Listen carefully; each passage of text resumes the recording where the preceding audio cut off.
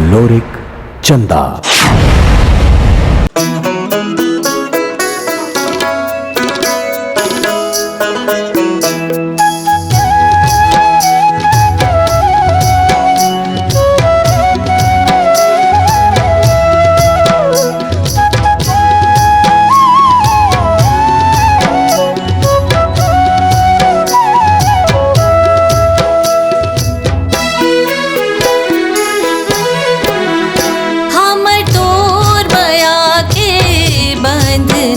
धन छूटे संगे कबूना, हमर तोर माया के बंधना धन छूटे संगे कबूना।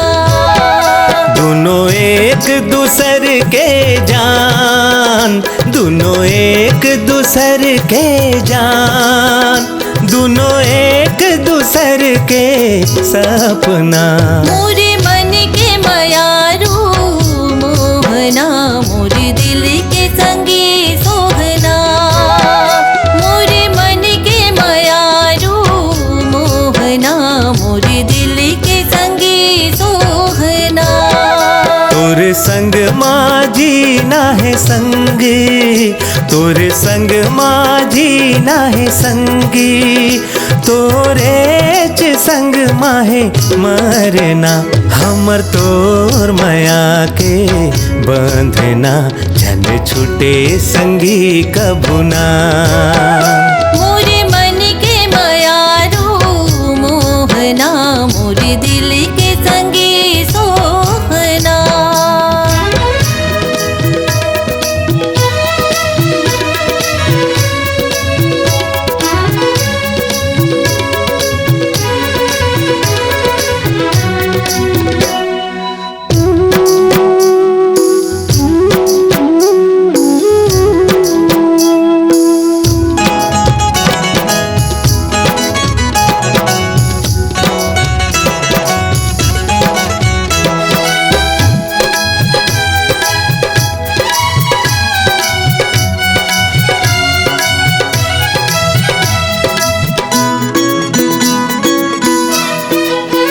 मोर आँख में तोर बसे है चेहरा, दुनिया लगा दे चाहे कत को पहरा।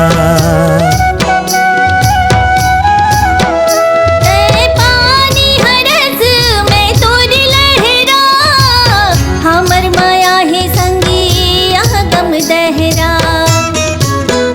सूरज संग जैसे किरण जुरे, बादर हा जैसे सावन लूरे, तैसे सांस सांस माहे मिलना। हमर तोर माया के बंधना जन छूटे संगी कबूना। मोरे मन के मायारू मोहना, मोरे दिल के संगे सोहना।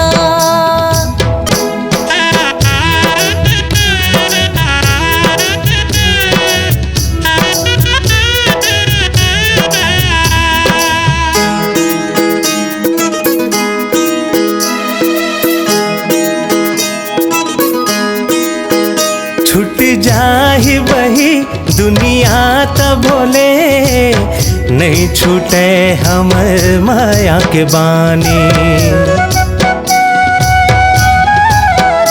पानी में लहरा लहरा मा पानी, ऐसे हवे हमें तोरी जिंदगानी।